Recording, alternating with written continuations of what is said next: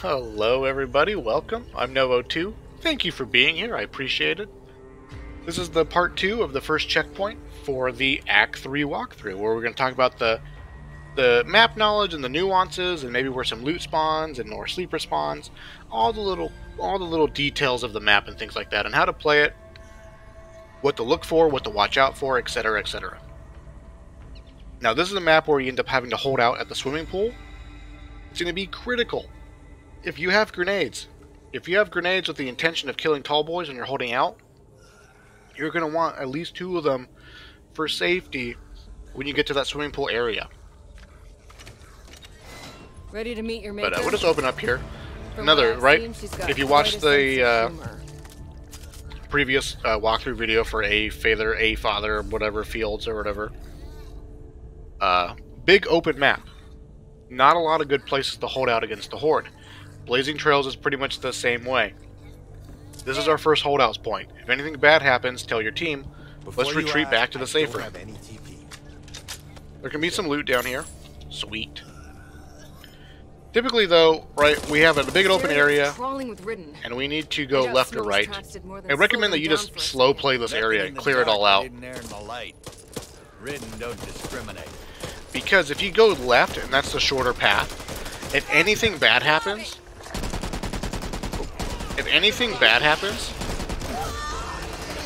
and you're down on the hill, things will jump on top of you. That's what I'm trying to say here. If you're down here trying to go faster and cut corners, if anything bad happens, things will jump down on top of you and you can get really trapped here. Because we can't climb back up these mountains. Oh, you can. You can. There you go. Did you see that pathing? Now you know. Spam jump. Get the hell out of there. But ideally, it sort of feels trapped down there. That's the time. You know the time, listener.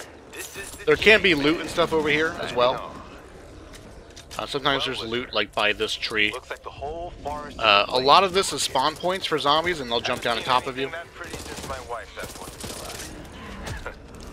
Let me tell you, there were fireworks that night. And don't think I'm You guys kill that? Thanks. dear listener. Oh no. But once you clear the right side, then clearing the left side's even easier, and then when you get to this point, you know, nothing's really behind you. Of course, if a horde is triggered, things can spawn behind you from at this point, but we sort of limit the area of danger here at this point. We'll leapfrog here, we'll shoot, we'll pull as many zombies as we can.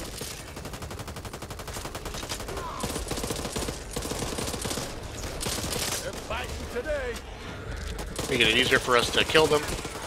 It'll save ammo in the long run.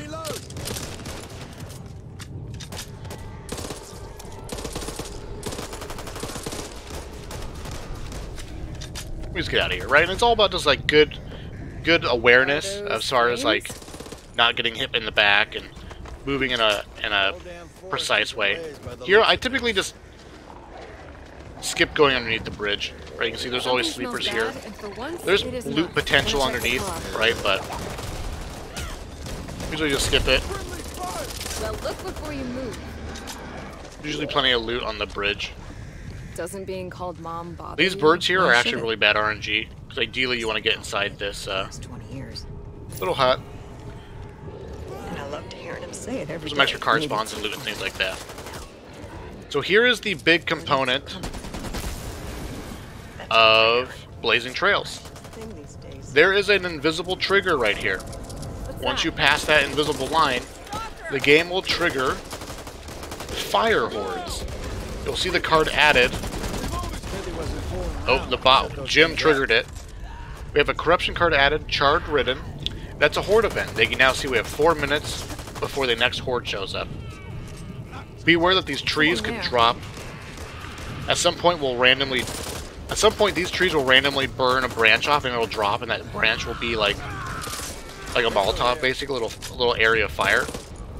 If there happens to be a barrel underneath some of these trees, that tree, this tree, that tree over there, there's a barrel underneath, and this branch were to drop, it will blow the barrel up, and it'll kill you. You know what I mean? Guess that's mine. But now that we're at this point, right, and we trigger this horde, we're on the clock, essentially. And our next holdout spot is this bridge. Nothing can climb the sides. They can come here and they can come here. Not ideal.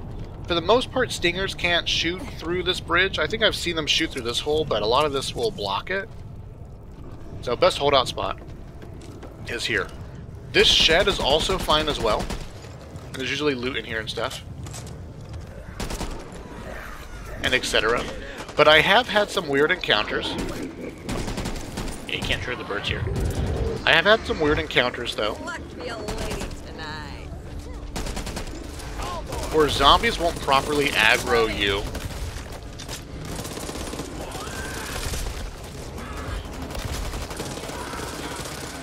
When you're inside this hut. So we've had hordes trigger, and we were all back here hiding, waiting for the horde to come. And the horde never showed up. But the second one of us stepped outside, the entire horde was stuck on this corner. This horde was just like trying to get in through the walls. And the second you step outside, the horde would figure out where you are. You'd have an entire horde swarm you around. We got trapped in this hut. It was very strange. Over here. Just keep that in mind. I actually prefer using the bridge because we actually ended up just dying in that hut because we couldn't get out quickly enough and efficiently enough before the next horde showed up because it was really sketchy to get out. Double reeker, or double sleeper here. Sleepers typically spawn all over this bathroom.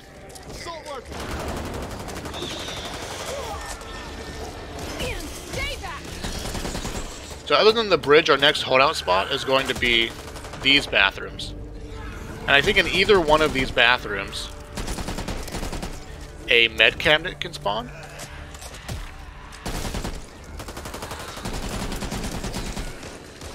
Just like this. So sort of our next holdout spot is one of these two bathrooms. I don't recommend holding out on the rooftop. There's a lot more ways for the zombies to climb up than there is for us to climb up.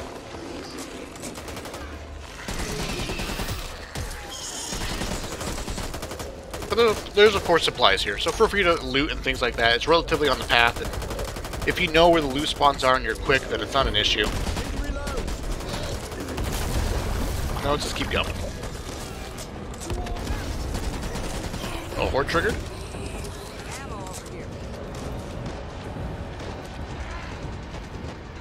Alright, so this is good practice, right? Good practice. A horde has been triggered. Let's get in the bathroom. This is our safe holdout spot. It's taking a second here. Get the zombies funneled in. And what is lighting me on fire? Hey, put that somewhere else. If you had teammates, they wouldn't honestly be standing in the door like this. But Jom will be Jom, you know what I mean?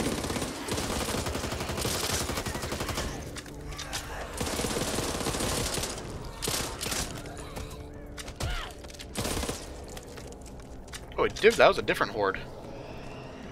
Mine now. Fire horde is still coming in 30 seconds. This area's got quite a bit of loot in it. Do want to show off here that this is a ladder. You can climb up this, and then you can jump on top of this.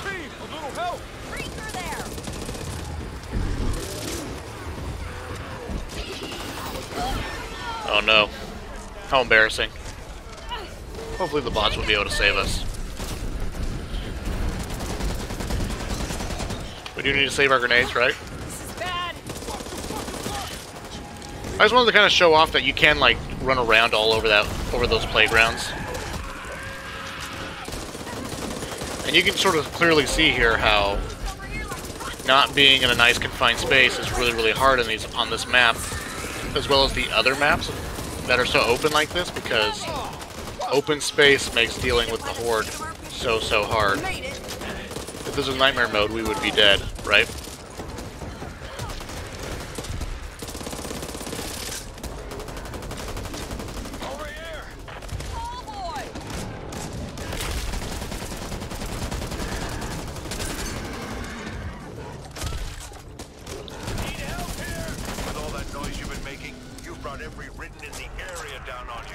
Try and get Jim up, and then we'll go back to the bathroom. Well, we got bots. I don't want to waste too much time here. We got bots. We'll just sort of chill on this corner here with the bots. Thank you, soldier.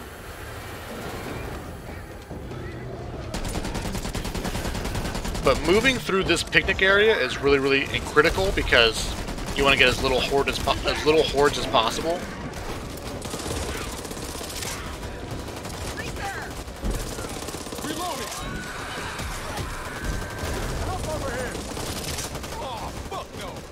And there's actually a trigger for us to get rid of this horde that I don't think a lot of people realize.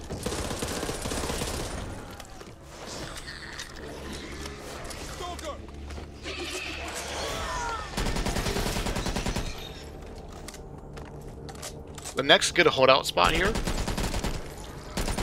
is actually going to be this picnic area. It's because there's no way in for the zombies except for here, so we can choke point them a little bit. We actually have this really nice escape route here. Don't see anyone else's name Quite on it. convenient.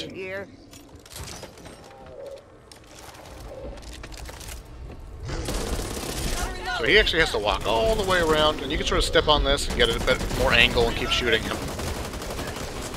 And etc. I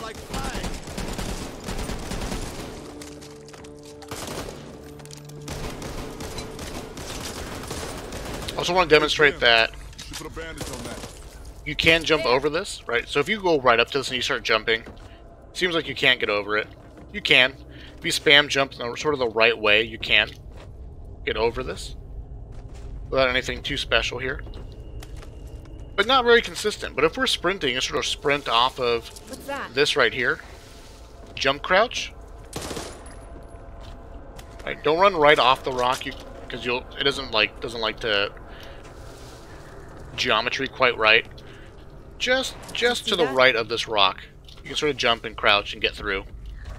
Nice bit of movement tech that you can do. I'm going this way. But there is a trigger to get rid of this horde, and it's this bridge. Notice our timer on the left at 2:30 right now. Get past this bridge. Timer is gone. In fact, the card for the charge ridden is also gone. So getting through the picnic area as quickly as possible is really, really nice.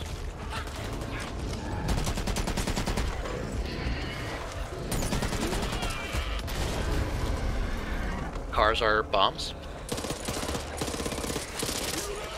And sometimes too, you can actually have one player maybe sort of run ahead just to hit that trigger, and then meet back up with the team so you can loot the bathroom picnic area more freely, just as an option. Now, this is a map where you might want to consider a second toolkit, because this door in nightmare mode is almost always alarmed. Not always, but almost always. And sometimes you can't get zombies to be in here. So if you get to this alarm door and you're shooting your gun trying to get zombies to show up, and there are just not any zombies in here, have the players leave. Have your team leave, back out into the parking lot, and then make sure that you kill all the zombies in the parking lot. One thing that we know is that the map each mission can only support so many zombies at a time. So if there are no zombies in the maintenance area for the pool, if we come back here and there's still some straggler zombies, kill those zombies, because that will encourage the game director to respawn those zombies. And we sort of hope that the game director goes, I have room to spawn more zombies. Oh look, the pool maintenance area doesn't have any zombies there, let me spawn some there. So sometimes you can actually spawn zombies in here after finding out there's none here to begin with, right? That makes sense? That makes sense, right?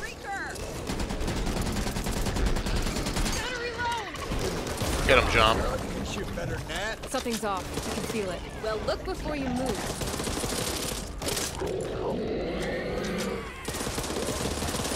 Make them count. Didn't you hear? Now we got the toolkit room. This is sort of a nightmare place to hold out at. I don't know where all these zombies are coming from. Typically I thought that the Reeker goop doesn't trigger a horde when it gets on a bot, but maybe it did. And I didn't get an audio cue for it though. Yeah. Over there. Just want to keep that loaded. But the reason why I said that sometimes you want to consider maybe a second toolkit here is for this door. Is to toolkit that door if you need to.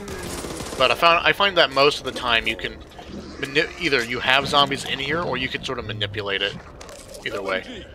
So I want to note, if this door is alarmed, don't worry about it. We can climb up here. You can stand here, jump on top, jump on top. Keep in mind that if you're sprinting and then you run into this and then you jump, sometimes you don't always grapple if you're super close to this, or if you're sprinting and jump up. I just find that like if you're in a panic and things are chasing you and you're trying to get up, it doesn't always work first time. Where are the sleepers? There's pretty much always a sleeper here and always a sleeper there. This sleeper is a maybe. And now we're here.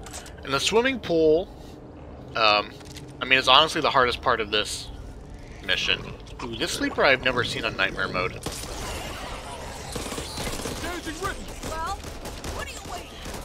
When I did my Bad Seeds walkthrough, I talked about stacking nodes. That's a super important concept. There's always a sleeper right there.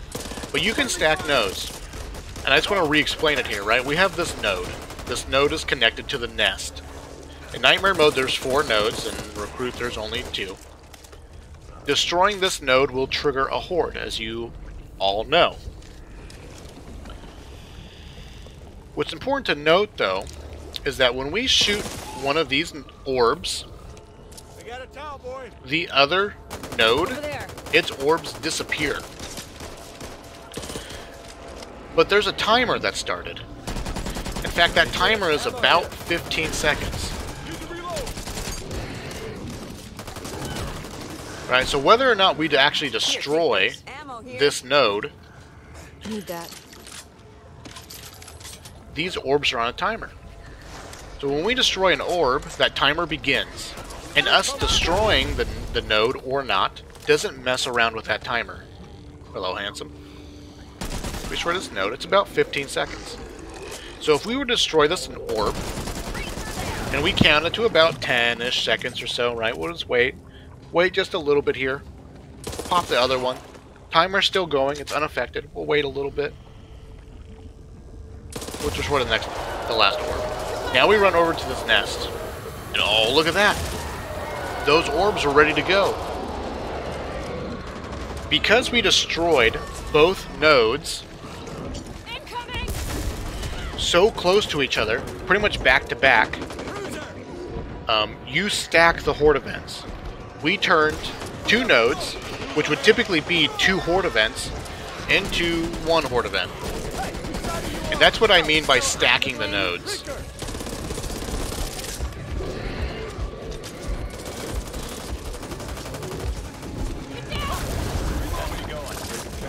Because we can basically turn the nodes into less hordes.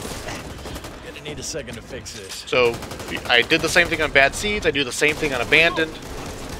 It's a super efficient way to deal with these nests, these nest missions. You can do it on Call to Arms on Act 2 as well, right? Where you can basically turn what would normally be 4 horde events and turn them into 2 horde events. Man, I wish I had one more grenade, huh?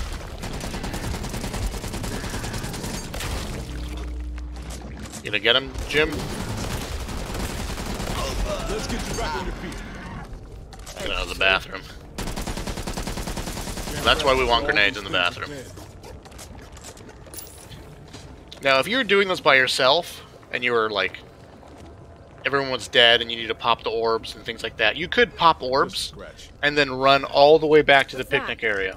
Run all the way back to the bathrooms. Get on top of the bathrooms, let the horde catch up. Shoot zombies, whatever, right? That'll actually end up despawning a lot of the zombies, as well as some of the mutations, and then you run all the way back and pop another orb, and you repeat until you've done it. Kind of slow, not the most flashy or glamorous. I tried to explain running in a square in my Grave Danger walkthrough video for, I think it's the Job 1022 walkthrough, because that's the name of the checkpoint. But if you watch a speedrun, like an official speedrun, like a Hazeblade, who's a really good speedrunner, if you're doing this by yourself and you wanted to stay in this area and hold it off by yourself and dodge the horde, because if you try to do it in the bathroom by yourself, you'll get trapped a lot of the times. What are we waiting for? So if we were here and we pop some orbs, right, and a horde triggered, we want to run in a square.